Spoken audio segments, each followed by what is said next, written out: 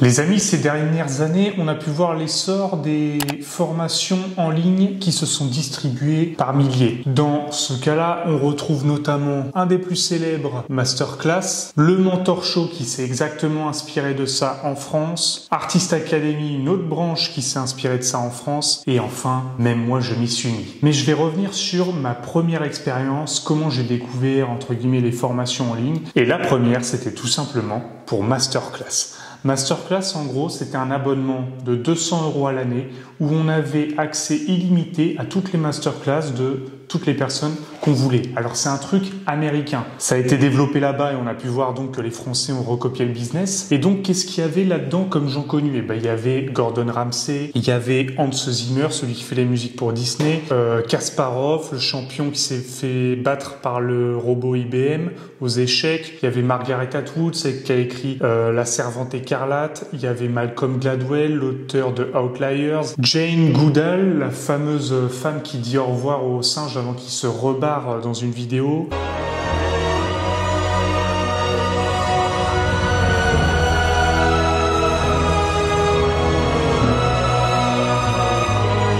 Le nouveau CEO de Disney, les community managers des anciens présidents, celle qui a le magazine Vogue, Anna Wintour, etc., etc. Dans cette vidéo, je vais te détailler les 10 masterclass que j'ai aimé et je vais faire le classement de ça parce que j'ai pu en faire pas mal, mais on va voir tout le détail. Et surtout, j'ai pu assister à la démonstration professionnelle de celle ou celui que je mettrais en première place et c'était tout simplement renversant. Tout de suite, le top 10.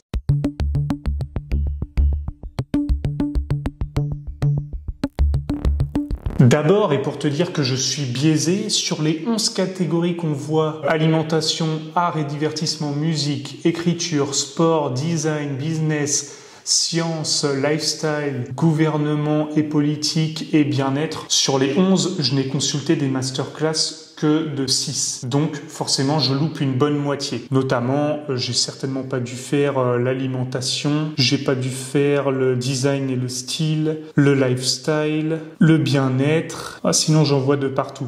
Mais j'en ai quand même fait pas mal, donc on va voir ça. La 10e place, je l'attribue au CEO de Starbucks, Howard Schultz. Ce que j'ai bien aimé dans cette vidéo, c'est de voir tout simplement comment il a monté son business. Et en fait, à travers ça, on voit toute leur ascension. Alors attention, faut pas faire comme font les bouffons qui font des reviews sur les masterclass de Maître Gims. Faut pas croire qu'ils vont te montrer comment ils fraudent le fisc. Ça, c'est évident. Mais tu vas un peu intégrer leur discipline de création et comment ils s'y prennent, comment ils font des brainstorming. Par exemple, avec celui qui a créé le film sur Facebook, Aaron Sorkin, qui fait notamment dans sa masterclass des brainstorming de comment il crée une histoire et des dialogues cohérents. La 9e place, je l'attribuerai à Margaret Atwood, celle qui a écrit La Servante écarlate, là où elle nous dit un peu toute sa discipline de comment elle a écrit ce livre-là. Alors comme j'avais jamais lu le livre avant, ni aucun de ses livres à elle, mais que comme j'étais dans la dynamique d'écrire le mien aussi, j'ai un peu regardé les masterclass de tous les écrivains. Ce qui m'avait bluffé dans son livre, c'est qu'un chapitre sur 2 s'appelle La nuit. Ce que je trouvais ouf, parce que la journée avait un titre différent, et à chaque fois, je sais plus si c'était le chapitre pair ou impair, il s'appelait La nuit. Et je trouvais ça fou comme cycle. Pareil, elle nous raconte toute sa discipline d'écrivaine. Et ce que j'ai adoré, c'est, t'imagines que l'abonnement que j'ai eu à Masterclass, il date au moins d'il y a 3 ans, ça devait être en 2018-2019. Et je me souviens de cette phrase qu'elle avait dit, c'était « Le particulier est universel ». Si vous écrivez avec la volonté que ce soit parlant à tout le monde, vous ferez un livre insipide. Il faut être précis, particulier et même si c'est faux. Du style, quand on veut décrire une prairie avec des fleurs, on dit pas la prairie était pleine de fleurs. Non, on dit il y a des lys, des jonquilles. Est-ce que c'est vrai? On s'en branle. Et c'est pour ça que cette phrase m'aura particulièrement aidé. Après, évidemment, généralement, ils ont des masterclass qui font entre 15 et 25 leçons de 10-12 minutes. Et donc, il y a encore beaucoup de leçons. La 8e place, une fois n'est pas coutume, encore un écrivain. Comme je t'ai dit, j'avais souscrit à masterclass, notamment notamment pour m'inspirer de tous les écrivains. Dan Brown,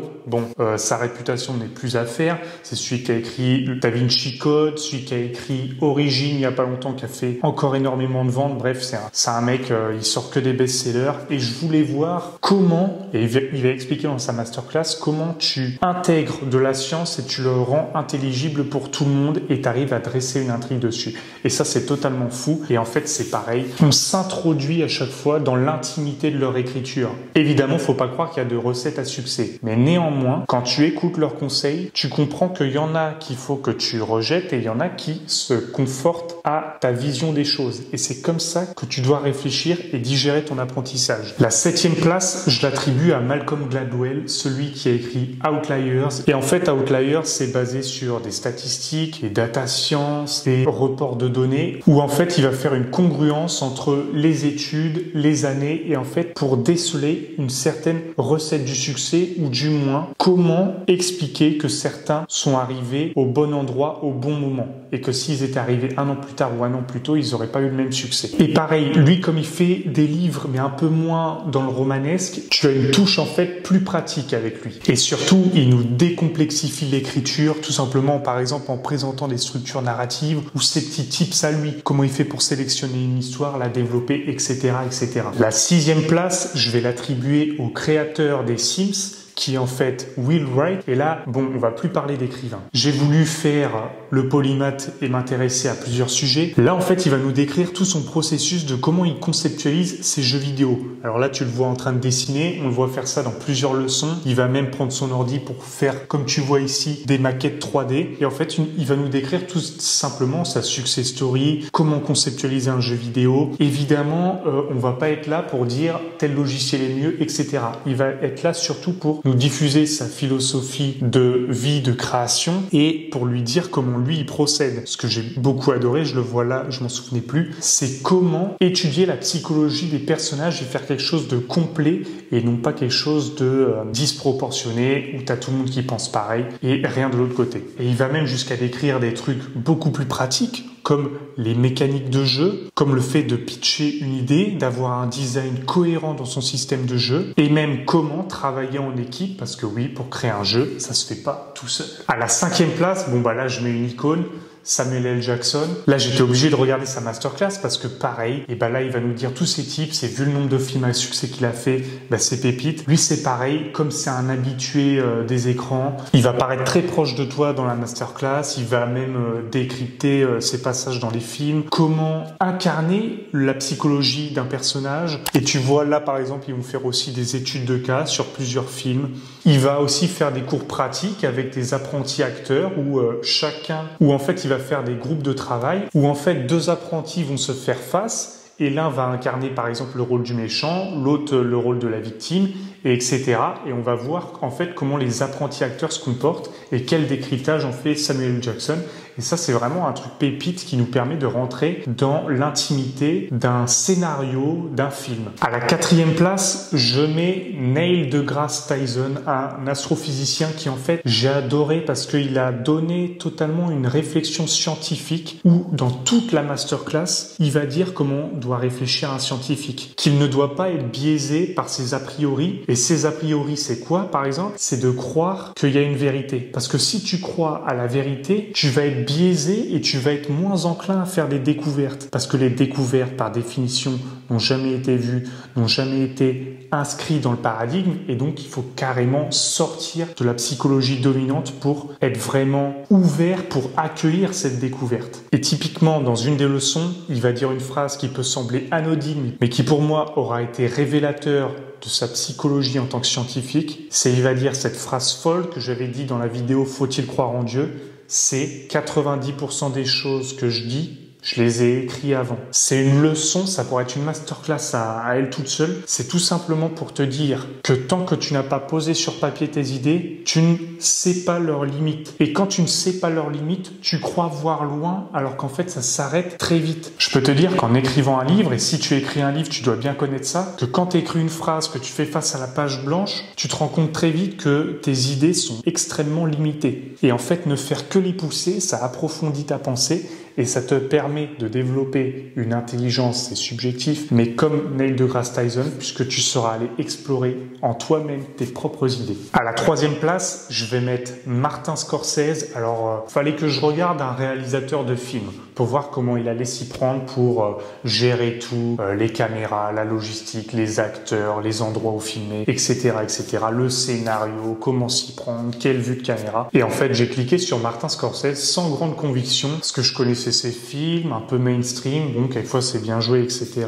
Mais j'étais pas forcément convaincu par le personnage. Et il y a vraiment une de ces techniques qui, pour moi, aura révolutionné mon écriture de roman, c'est que lui, à chaque fois qu'il conceptualise un film, il va faire des storyboards, un peu comme font les mangaka. Et en fait, quand tu vas faire un storyboard pour ton livre, tu vas dessiner très simplement la scène. Et quand tu as dessiné très simplement toutes les scènes de ton livre et comment tu veux dresser ton roman, de quelle vision tu regardes, est-ce que c'est de loin ou par ton personnage, etc., etc., tu fais ça en 3 coups de crayon et après, tu as juste à t'inspirer de ça pour écrire. Et là, ça va tout seul. Ça a révolutionné mon processus d'écriture. Et pareil, dans sa masterclass, ils vont aussi faire des études de cas sur ses films, sur comment il dirige les acteurs, comment il les caste, comment il choisit le costume. Et aussi, ça m'avait bluffé, c'est grâce à lui que je voyais ça, c'est comment on filtre en fait un film pour lui donner un ton et une atmosphère. Typiquement, si ça te paraît pas très visible sur la plupart des films, va voir Blade Runner 2042 et tu vas voir qu'il y a un filtre ocre sur tout le film qui lui donne un ton, une ambiance particulière. Même si ce film est très chiant. Nous sommes donc montés sur le podium avec Martin Scorsese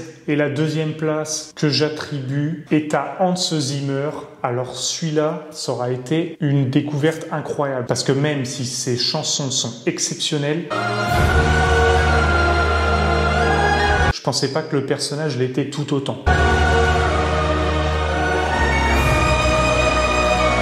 Et ce qui m'a le plus bluffé dans sa masterclass, et qui me reste encore, t'imagines 3 ans après, il n'y a pas besoin de retenir tous les détails qu'il a fait, une seule leçon à retenir devient précieuse quand elle est retenue pour des années, et ben c'est que quand il conceptualise une musique, il part d'un tout petit sample, d'un échantillon d'une seule bande son, c'est-à-dire par exemple d'un seul instrument. Et en fait, à partir de là, il va construire tout un attirail d'instruments. Et comment il va voir la continuité de son morceau? Il va le voir comme une conversation, comme des gens qui se répondent. C'est-à-dire que dès qu'il crée un son, il imagine que quelqu'un, par exemple, pose une question, l'autre y réponde, que la deuxième personne y réponde par une exclamation, mettons, l'autre par une hésitation, etc., etc. Et en fait, ça fait que de se répondre.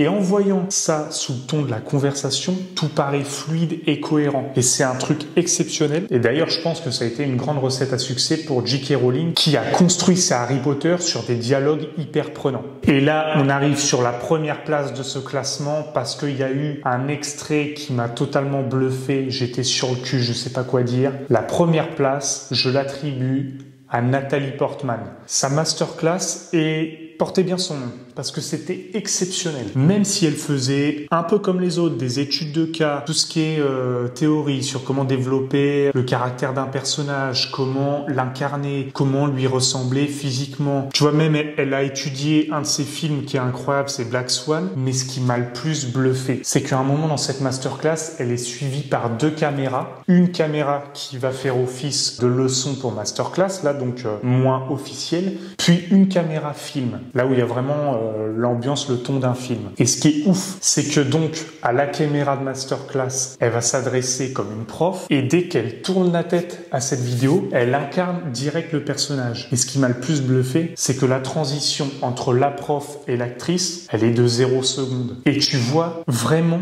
toute la différence. Tu constates en direct comment elle passe de prof à actrice. Il n'y a aucun délai, et le changement est tellement brutal qu'on reconnaît un talent monstre. Ça m'a totalement bluffé de me dire, mais comment elle peut incarner un personnage et l'expliquer en même temps. On n'est même plus dans le registre du professionnel, on est dans le registre de l'expert, voire du surdoué. Et là, en fait, je pense qu'on est face à plus qu'une surdouée, elle est tout simplement incroyable dans cette vidéo. Et ceux qui ont eu la chance de regarder cette masterclass vont voir mais tout le talent qu'elle a. Elle est phénoménale. Ça me bluffe encore aujourd'hui de me dire comment on peut expliquer et faire un truc incroyable en même temps. Voilà, c'est prodigieux, c'est le mot. Enfin, pour clore cette vidéo, Masterclass, ça a été un des premiers sites à développer ce concept de formation avec des stars. D'ailleurs, moi, je m'étais inscrit quand le M était encore en noir et blanc. Aujourd'hui, on a importé le business en France. On a créé Mentor Show ou The Artist Academy. Tu vois, dans Mentor Show, voilà, on trouve Boris Cyrulnik, David Laroche, Franck Tilly en écriture, Jean-François Piège, Pierre Hermé, etc., etc., Cyril Lignac, des grands noms. Et de la même façon, on retrouve un peu la même chose sur The Artist Academy, une autre plateforme en français. Donc là, on a Patrick Bruel, Maître Gims, Michel Larocque, en veux-tu, en voilà sur différents sujets. Et je pense que sur ce genre de plateforme, il faut s'y inscrire, mais en voulant intégrer l'intimité, la discipline de travail de ces gens-là. Mais évidemment, ils vont pas rentrer dans des termes trop techniques du style quelle caméra ils utilisent, comment se passe la logistique ou même les vraies coulisses avec les caprices de stars, etc. Ça n'arrive pas, évidemment. Mais c'est intégrer une sorte de formation où ils vont se livrer un peu plus sur qui ils sont que s'ils étaient à la télé ou en contenu gratuit. Là, vraiment, on trouve des experts, des professionnels reconnus dans leur domaine, reconnus même au moins nationalement ou sinon mondialement, et comprendre en fait tout leur métier, comment ils en parlent, leur philosophie. Et donc ça peut être une grande source d'inspiration pour toi. Notamment, tu as vu toutes les phrases que j'ai retenues et qui m'ont décomplexé d'écrire mes livres. Ça peut infiniment t'aider. D'ailleurs, Masterclass, ils s'apprêtent à sortir quelque chose d'exceptionnel. Ils sont carrément allés chercher des gens qui ont été à la Maison Blanche. Bill Clinton, Hillary Clinton, George Bush, etc. Ils ont même trouvé d'autres employés de la Maison Blanche où ils vont raconter les coulisses, bon, sans être non plus transparent, faut pas se voiler la face. Mais c'est quand même très pertinent. Moi, je pense que si je devais me réabonner pour revoir ça, alors soit ce sera par une quelconque star que j'adore, que je voudrais regarder sa masterclass, mais je pense aussi que je serais capable de me réinscrire s'il y avait de très grands mangaka qui faisaient des masterclass, du style celui qui a écrit l'Attaque des Titans. En tout cas, si tu veux aller voir à quoi ça ressemble, je t'ai mis le lien en commentaire épinglé. Et puis pour terminer cette vidéo, oublie pas que moi aussi j'ai mon école et que tu peux rejoindre toutes les formations sur les méthodes d'apprentissage, la lecture, faire de l'argent sur Internet, écrire son livre, comment gérer un compte YouTube et faire de l'argent, etc., etc. Et si tu veux aller voir ma vidéo comment j'ai lu 500 livres en un an, c'est juste ici. À tout de suite.